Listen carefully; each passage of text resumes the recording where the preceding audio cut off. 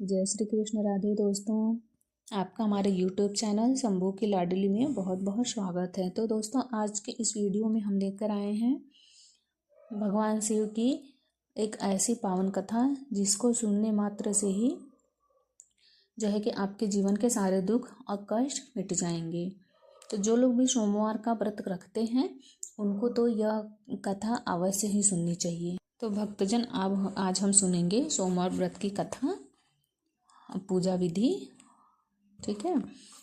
तो सोमवार व्रत की विधि जो सोमवार का व्रत साधारणतः दिन के तीसरे प्रहर तक ही होता है। व्रत में जो है कि फलाहार या पारण का कोई खास नियम नहीं है, किंतु यह आवश्यक है कि जो है दिन रात में केवल एक ही समय भोजन करें। सोमवार के व्रत में भगवान शिव जी और पार्वती जी का पूजा जरूर करना चाहिए। सोमवार के व्रत 3 प्रकार के होते हैं: साधारण प्रति, सोमवार, सौम्य प्रदोष और जो है 16 सोमवार का। विधि तो जो है कि तीनों की एक ही जैसी है। शिव पूजन के पश्चात जो है कथा सुननी चाहिए।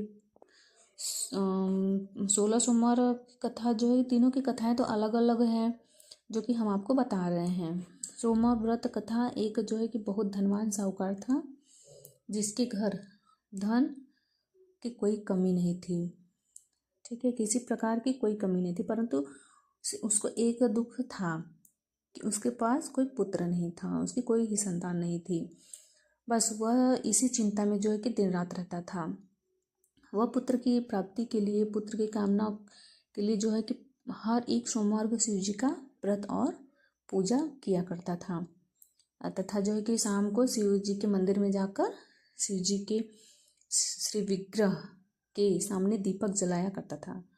उसके इस भक्ति भाव को देखकर एक बार माता पार्वती जी ने शिव जी से कहा कि हे प्रभु, यह जो साहूकार है आपका बहुत बड़ा भक्त है, इसने सदैव आपकी पूजा की है, पूरे विधि विधान से आपकी पूजा अर्चना की है, तो हाँ, आपको इसकी इच्छा जरूर पूरी करनी चाहिए। तो शिव जी ने कहा कि हे पार्वती, यह संसार कर्म क्षेत्र है। जैसे किसान खेत में जो है जैसा बीज बोता है वैसा ही फल काटता है, उसी तरह से इस संसार में इंसान जैसे कर्म करते हैं वैसा ही फल भोगते हैं। फिर पार्वती जी ने अत्यंत आग्रह किया, महाराज, जब यह आपका अनन्य भक्त है और इसको अगर किसी प्रकार का जो है दुख है तो वो आपको अवश्य ही उस दुख को दूर करना चाहिए, क्योंकि आप जो है कि सदैव अपने भक्तों पर दयालु होते हैं और उनके दुखों को दूर करते हैं। और अगर यदि आप ऐसा नहीं करेंगे तो मनुष्य जो है कि इंसान आपकी सेवा तथा जो व्रत क्यों करेंगे, नहीं करेंगे। तो फिर पार्वती जी का ऐसा आग्रह देखकर शिव जी महाराज कहने लगे, हे पार्वती, इसका कोई पुत्र है नहीं, इसके जो है कि अपने पुत्र न होने की वजह से बहुत दुखी रहता है, लेकिन इसके भाग्य में जो है कि पुत्र की प्राप्ति है ही नहीं। लेकिन फिर भी आपके आग्रह करने पर मैं इसको जो है पुत्र प्राप्ति की वर देता हूँ, परंतु यह पुत्र केवल 12 वर्ष तक जीवित रहेगा, इसके पश्चात वह मृत्यु को प्राप्त हो जाएगा। इससे अधिक मैं और कुछ नहीं कर सकता इसके लिए। यह सब बातें साहूकार सुन रहा था। इससे उसको ना तो ज़्यादा प्रसन्नता हुई और ना ही कुछ दुख। वो पहले जैसे ही शिव जी महाराज का व्रत और जो है पूजा करता रहा। कुछ समय बीत जाने पर साहूकार की स्त्री गर्भवती हुई और 10वें महीने में उसके गर्भ से जो है एक अत्यंत ही सुंदर पुत्र की प्राप्ति हुई। साहूकार के घर में बहुत ही खुशी मनाई गई, परंतु साहूकार ने उसकी केवल 12 वर्ष की आयु जानकर उसको जो है कि कोई अधिक प्रसन्नता नहीं हुई। उसने अधिक प्रसन्नता प्रकट नहीं की और ना ही किसी को यह भेद बताया।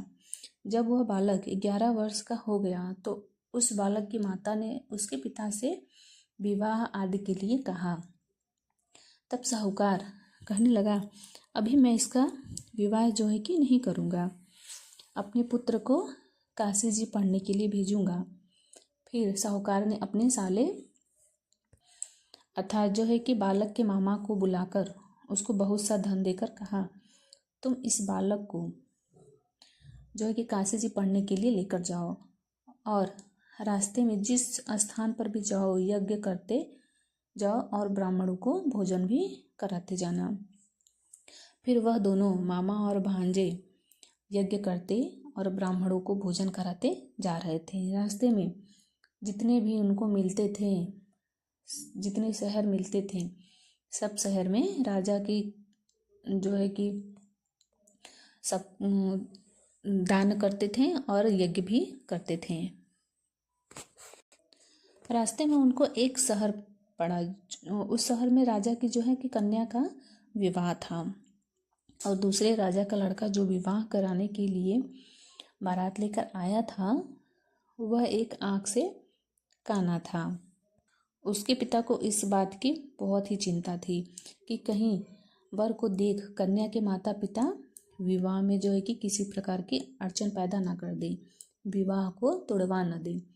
इसी कारण जब उसने अति सुंदर सेठ के लड़के को देखा तो उसके मन में एक विचार आया कि क्यों न दरवाजे के समय इस लड़के से ही वर का काम चलाया जाए।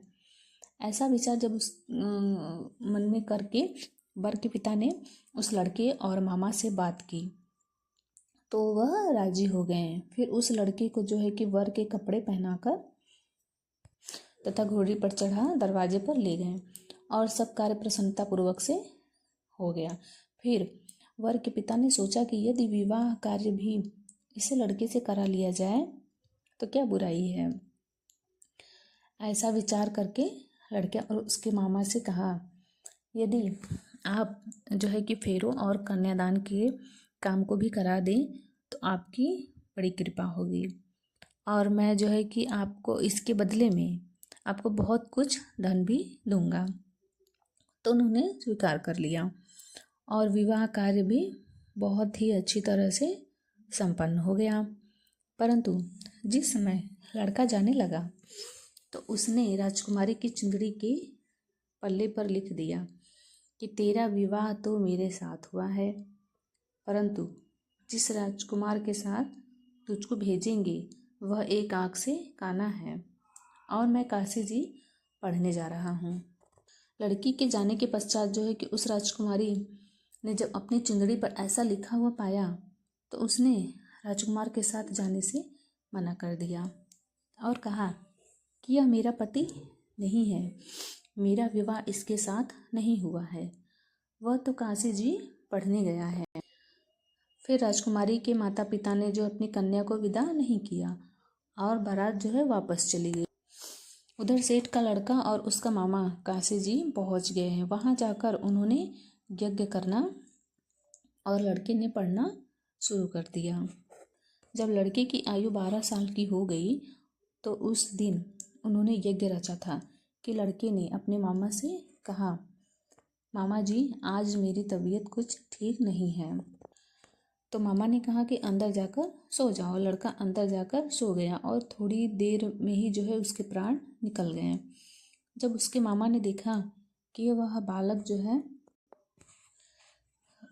उसके प्राण निकल गए हैं तो उसको बहुत दुख हुआ और उसने सोचा कि अगर मैं अभी रोना पीटना मचा दूं तो यज्ञ का कार्य अधूरा रह जाएगा और उसने जल्दी से यज्ञ का कार्य संपन्न कर ब्राह्मणों के जाने के बाद जो है कि रोना पीटना आरंभ कर दिया। संयोगवश उसी समय जो है भगवान शिव और पार्वती जी उधर से जा रहे थे। जब उन्होंने जोर जोर से रोने की आवाज़ सुनी तो पार्वती जी कहने लगी कि हे महाराज, कोई दुखिया रो रहा है, इसके कष्टों को आप शीघ्र ही दूर कीजिए।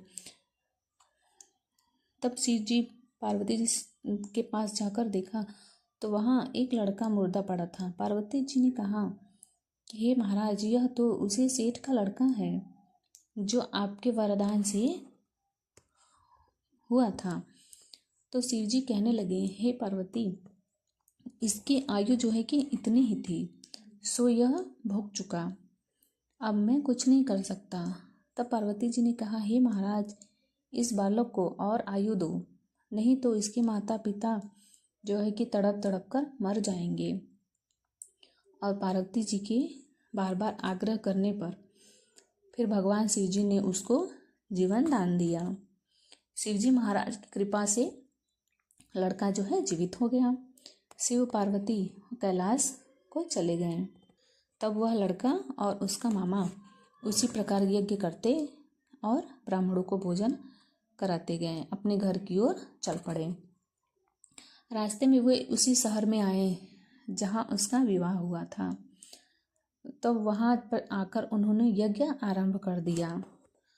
तो उस लड़के के जो ससुर ने उसको पहचान लिया और अपने महल में ले जाकर उसकी बड़ी खातिर की। साथ ही बहुत दास दासियों सहित आदर पूर्वक जो है कि लड़की और जमाई को विदा किया। फिर जब वे अपने शहर के निकट पहुँचे तो मामा ने कहा, मैं पहले तुम्हारे घर जाकर खबर करता हूँ। जब उस लड़के के मामा घर पहुँचे तो जो है लड़के के माता पिता घर की छत पर बैठे हुए थे और यह प्रण कर रखा था कि यदि हमारा पुत्र सकुशल लौट आया तो हम राजी खुशी नीचे आ जाएंगे, अन्यथा हम लोग छत से गिरकर अपनी प्राण खो देंगे। इतने में उस लड़की की जो मामा ने आकर यह समाचार दिया कि आपका पुत्र आ गया है, तो उनको विश्वास ही नहीं आया। तब उसके मामा ने जो है शपथपूर्वक कहा कि आपका पुत्र अपनी स्त्री के साथ बहुत सारा धन लेकर आया है। तो जो है सेठ ने आनंद के साथ उनका स्वागत किया और बड़ी ही प्रसन्नता के साथ रहने लगा। इसी प्रकार जो कोई भी सोमवार के व्रत को धारण करता है या इस कथा को पढ़ता है, सुनता है, तो उसकी जो है कि सारी मनोकामनाएं भगवान शिव जरूर पूरी करते हैं। तो ऐसा करती हूँ कि आज की ये सोमवार व्रत की जो है कथा आपको पसंद आई हो। तो ऐसी कथाओं को सुनने के लिए और व्रत और पूजा विधि के बारे में जो है जानने के लिए आप लोग अगर चैनल पे नए हैं तो चैनल को सब्सक्राइब कर लें, वीडियो को लाइक करें, शेयर करें और कमेंट में हर हर महादेव लिखना ना भूलें।